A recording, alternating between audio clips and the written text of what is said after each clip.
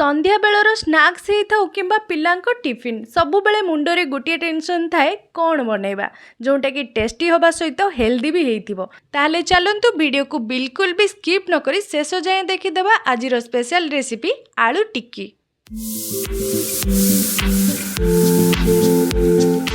आलू टिक्की बनाइबापी आम नहीं ये चार्टा आलू जहाँ भल भाव प्रथम सिझे नवा आ तार चोपा को छड़े नवा तापर कौन करबा ताकू भल भाव चकट नवा नहले आपण एमती गोटे ग्रेटर नहीं कि ग्रेट मध्य कर पारे।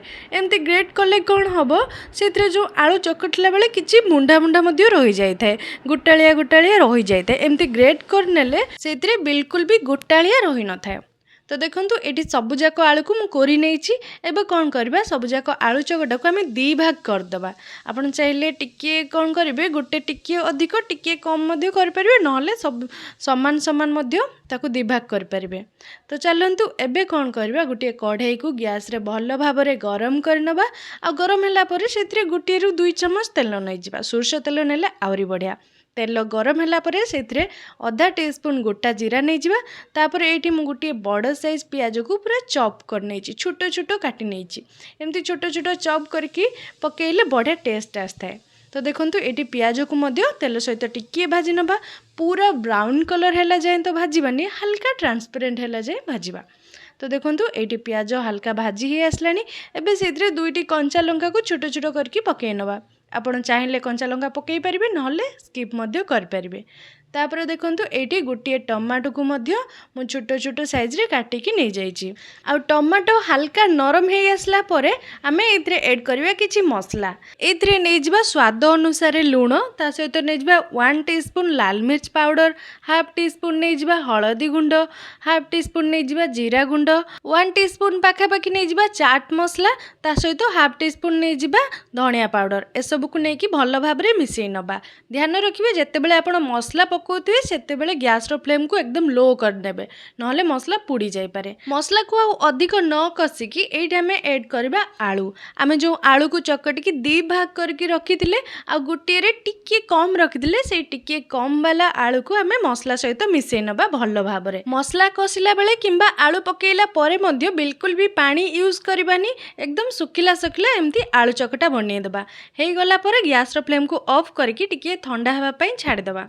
एपटे बाकी तक आलू चकटारे आमे कौन करबा एठी 2 चम्मच नहीं जिबा चाउल गुंड बा चाउल चूना। चाउल चूना 2 चम्मच नहीं जिबा ता सहित chilli flakes 1 teaspoon, oregano 1 teaspoon, स्वाद अनुसार लूण आ ता सहित नहीं जिबा हाफ टीस्पून जीरा गुंड।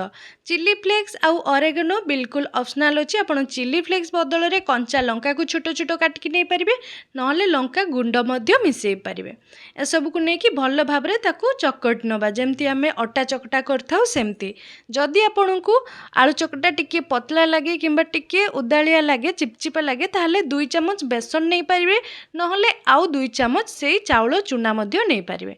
बेसन नेले आउ टिके भल टेस्ट आसଥାଏ सेति पई मु एठी आउ 2 चम्मच बेसन नहीं गली। तो देखंतु एठी आलू को हमें भल भाव रे चकटी नेचु बेसी उदालिया नाही कि बेसी हार्ड मध्य नाही। नॉर्मली घरे जेमती रोटी बनिया पई हमें अटा चकटी थाउ सेमती करबा हल्का टिके नरम रखिबा आउ सबु जाको पार्ट पार्ट करिकिना एमती अल्प अल्प क्वांटिटी रो नेकी ताको गुलेई गुलेई करिनबा प्रथमरु तापरे हमकु शेप देवा पई आलू टिक्की बनिया पई सुविधा हबो। तो देखंतु मु एठी सबु जाको आलू चकटा को एमती गुलेई गुलेई करनेची एठी मोर 6टा हेची 6टा जो आलू टिक्की बनिया पई 6टा हेची ता सहित जो आलू गुडी को हमें मसला बनेइथिलु से गुडी को मध्य ठंडा हला परे मु छोट छोट गोल गोल करनेची। तो एबे चलंतु आलू टिक्की बनेबा स्टार्ट करिया। ता पई आमे जो व्हाइट वाला आलू चकटा रखथिले ताकू नेकी मझिरु एमती बुढ़ा आंगुठी साहाଯ୍ୟରେ दबे दबे की फ्लाट करनबा जेमती कि आमे मंडा पिठा बनै थाउ ठीक सेमती। तापरे मसला वाला आलू को नेकी एमती मझिरे रखिबा आ चारि कड़रू व्हाइट पार्ट आलू को नेकी ताकू भल भाबरे बंद कर दबा आ ताकू गुटिए शेप दे दबा भल भाबरे सबु आडू प्लेन करके गुलेई करनबा आ तापरे सबु आडू गुलेई ही सारला परे हल्का हल्का ताकू हाथ रे एमती चापी नबा पूरा पतला करिवार नाही हल्का मोटा रखिबा जस्ट गुटिए शेप देवा पई ताकू एमती हल्का चापी नबा आ एमती ही सबु जाको बनै नबा। बिल्कुल भी कष्ट नाही आपण जेमती वीडियो रे देखुचंती सेमती ही बनै नेबे। बहुत इजिली हो कहीं आलूटा टिके नरम थाए तेणु ताकू सेप दबा बिल्कुल भी कष्ट नुह। तो देखंतु एमती हल्का हल्का हाथ में चापिकी ताकू टिके मोटा रखिकी बनैबा। जदि आपण हाथ में न करेंगे आउ गोटे ट्रिक्रे करेंगे गोटे चामच नहीं कि ताकू एमती मझिरू प्रेस करके गुलेई करने जमती आप वीडियो रे देखुंत।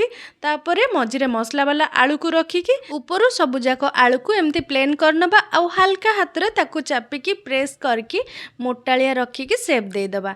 तो देखंतु एठी सबुजाक आलू टिक्की रेडी हो गलानी। एबे चलंतु ताकू फ्राई करबा। तापाई गोटे पैन किंबा कढ़ई नहीं जिबा। पैन भल भाव में गरम होला परे सेतिरे 4 ରୁ 5 चामच तेल नहीं जिबा आ तेल को मध्य भल भाव में गरम करनबा। आ तापरे एठी हमें छाड़ीबा धीरे धीरे आलू टिक्की को। तो देखंतु तेल आ कढ़ई दीटा जाक भल भाव में गरम होला परे ही आमे आलू टिक्की को छाड़ीबा। एका थरके अधिक छाड़ीबानी गुटिए किंबा दुईटा ही ट्राई करबा। आ गुटिए साइड भल भाव में गरम हेकी सेकी सारला परे ही आमे ताकू साइड चेंज करबा। आलू टिक्की को दुई साइड को 2 मिनिट लेखाएं ताकू सेकिया छाड़ीदेबा।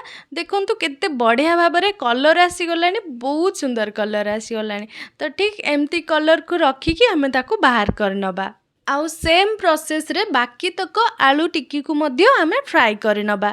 गोटे टाइम रे दुईटा किंबा गोटे ही फ्राई करबा, अधिक फ्राई करबानी। आउ ध्यान रखिबा गैस रो फ्लेम को मीडियम रे ही रखिकी कुक करबा। जदि आपण हाई कर देबे ताहाले तळु पोडी जिवो आउ भीतर को बिल्कुल भी सिझिबोनी। आउ जदि लो कर देबे ताहाले तळे लागि हे जिवो। तेणु मीडियम रे ही रखिकी सबुजाक आलू टिक्की को आमे फ्राई करनबा। तो एठी हमरो सबुजाक आलू टिक्की रेडी हे जाईची। तो मु आपनकु काटिकी मध्य देखै दउची केमती देखा जाउची। ऊपर कड़क हेची आ भीतर नरम नरम। देखंतु केते बढ़िया देखा जाउची। आपण निजे स्नैक्स टाइम रे खांतु किंबा पिलांकु टिफिन रे दियंतु किंबा आपण जदि ऑफिस गोइंग अछंती ऑफिस मध्य एमती टिफिन रे नेकी जांतु, बहुत टेस्ट लागि थाए।